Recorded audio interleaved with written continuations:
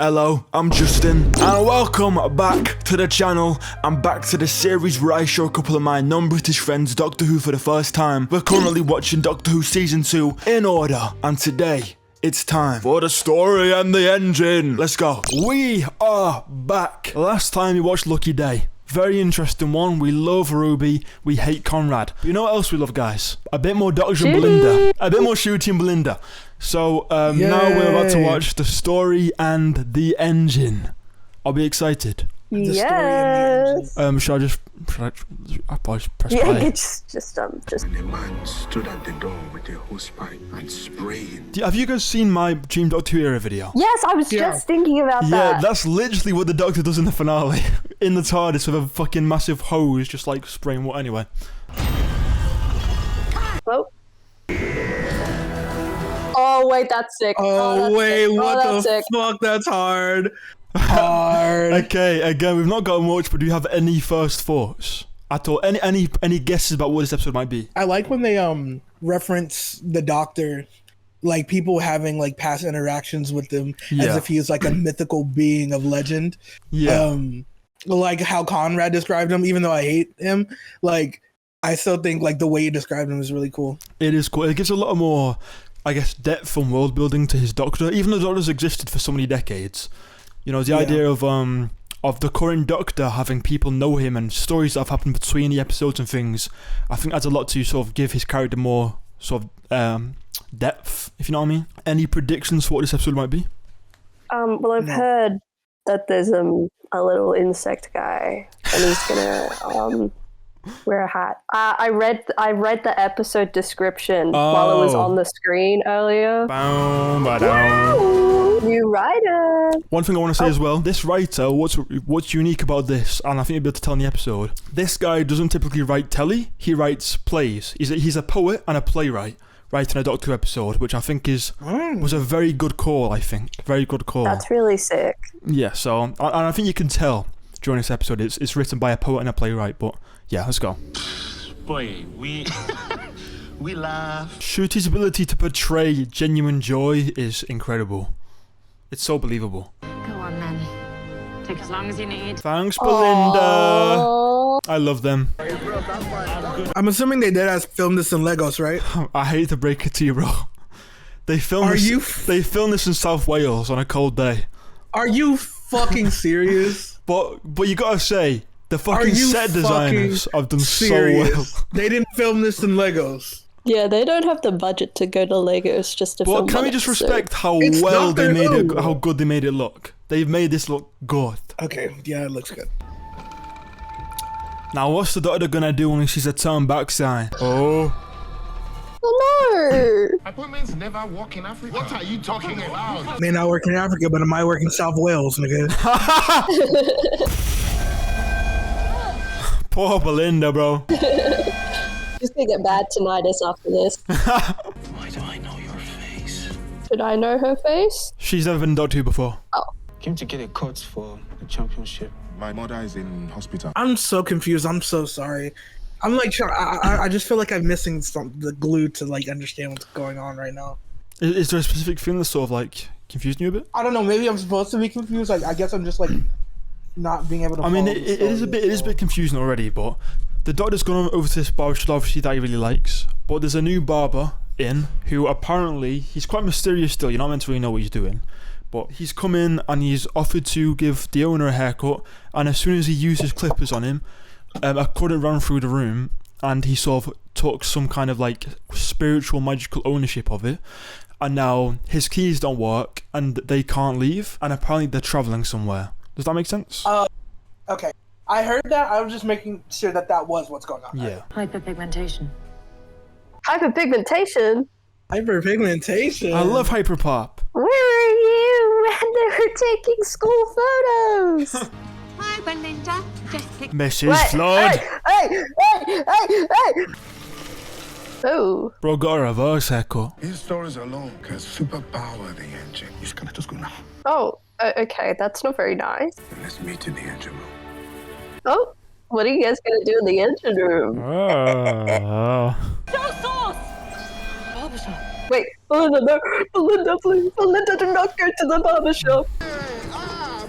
Oh, by the way, this man here is the writer of this episode. I just thought I'd point it out. Oh. I was safe. Oh my god, bro. Oh, this is so good. I'm really liking this. I thought everyone was like, this is so boring. No, I really like this episode. Yeah, no, I'm guessed that the writer had a little cameo. That's some like, Yeah. that was cool. I trusted you with half of my heart, with everything that I am. I love it when this doctor gets emotional. I don't really understand because he didn't properly tell him what was gonna happen. Like, I thought the doctor understood what he was getting into. Well, the guy did just say, like, Omo did just say to the barber, well, now he's here, you can let us go. His stories are enough, kind of thing. Which is a bit backstabby. So it's like he was gonna use the doctor as a replacement for him. For him, so they can go, leave, but it would fuck the doctor over forever. Basically, and now the doctor's like, bro, what the fuck? I got it, okay. Yeah. Whee! That is so cool, The bro. little hat all along. This episode is visually incredible. Who do you think put the signs up? It's like someone had to write the signs to like tell people to go away, but they're all locked inside. So like, Maybe just people like clocking and people are going missing. Linda, don't go inside. Don't go inside. Don't do it. No. Don't be scared. Don't be scared. Even Loki, god of mischief, Loki. the jelly before. No, don't cut your dress. All those gods. You sure?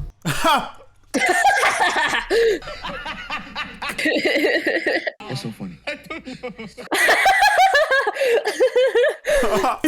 I don't know. I was a fugitive back then. I'm probably going to have to give context on that, won't I? Yeah. So in the 13th Doctor's run, the major plot line throughout her entire era was that she discovered that before the first Doctor, there were many more Doctors, right? And she had her mind wiped, and she was forced back into being a child, because in her previous lives, she was experimented on, she was basically abused and tortured, and she had a bunch of different lives, became a fugitive, and was reset, and became the first Doctor as a child, memory wiped. So the Doctor you just saw, she's called the Fugitive Doctor. She appeared a few times in the 13th Doctor's era, and she is an old Doctor before the memory wipe. Does that make sense? I was busy in a different story. So that is kind of just like a metaphorical thing of he's speaking through her, who is still like part of him, kind of thing. I see. Cutting them from their essence will destroy them. This is my gift to you. Bruh. I'm gonna kill your dad for a gift. Yeah. I will tell a story. And your hair. I'm with Tim. Is it crazy that one of the biggest things I'm concerned about is their hair growth? Like, they have such nice hair right now. I know. I don't want her hair to be butchered. They could make their hair into many shapes. Oh yeah. So the women would weave maps into their hair. And battery levels. Now someone look at his hair. Let's get out of here, folks. Now. She did that very quickly. Don't cornrows take like hours? Not really. Huh. Oh, that's sick. That's sick. That's gotta be mad difficult to try and navigate. Oh, what's a tree? It's a tree! Want to hear a story? No, don't Really short, really short. That's so real. Do what we're doing. These are all the Doctors, by the way. Oh, Tennant! That first shot, no matter. And the last of the Time Lords! And their stories will end. Do you want that? He says yes, and then everything blows up, and that's the end of the episode. Pest control. For real. He rescued us, but you kept us alive. Oh, I thought he was about to like propose to her or something. You have to tell me about Omar. It's a long story, but once upon a time. That's a crazy line to end episode. So, that was the story and the engine. What are our immediate thoughts? That was gas. Yeah? Yeah. That was gas. It was a bit confusing, but overall, I think it picked up, and I was able to understand what was going on, which is great. Yeah. That's what playwrights do. They like to confuse people. Like I said, I do feel like it was really written like a play, which I quite enjoyed. Yeah, I think it was good. I do love a bit of fan service. Truly, I do love a bit of fan service because I am the definitive fan, and it is service to me, so I enjoy it quite a lot. But that moment with all the different doctors on the screens, it's just never-ending story. I loved it. I loved it. I loved the characters in this. I think visually it was stunning. I wish we got more action with the big spider bastard, but I understand what its purpose was. Yeah, have you got any more in-depth thoughts? Any nitpicks? Any particular things you enjoyed? The music was so fire, bro. Yeah. Oh, the music was so fire. I'm not blown away by the episode. I'm not like, I don't really think it kind of stacks up to the other ones in this series. Yeah. To be honest with you, but it doesn't excite me as much as some of the others. I think it was good. I think it was a good episode. But I guess it's not as I don't think it's not particularly ambitious. I think that's fair to say. I think I like this episode just as like something which I liked it divorced from the rest of the season, but like counting this as like whatever, like is this like the 5th or 6th episode of the season? Yeah, like 5th. It's not really super like engaging from that point of view. Like I feel like we're at the point where the episodes really should be ramping up, but like divorced from all that, I thought this was really good. I just think that there are a lot of there are problems that come with trying to write a television episode as a playwright that I noticed. Just like I thought it was good, but it would have been better if it was a play. I do low-key kind of wish the Doctor told like a Dalek story or something, to be honest, or like a Weeping Angel story, just like retold Blink or something. That's the fan service in you, bro. Yeah, it is. I'm not gonna lie, I just fucking love fan service, bro. You need to let go.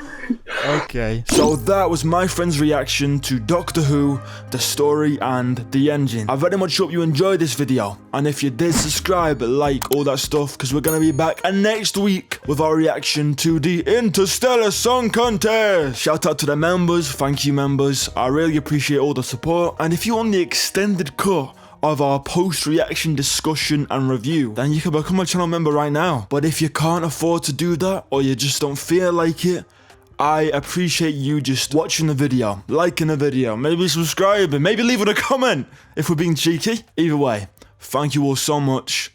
I'll see you next week. Bye bye.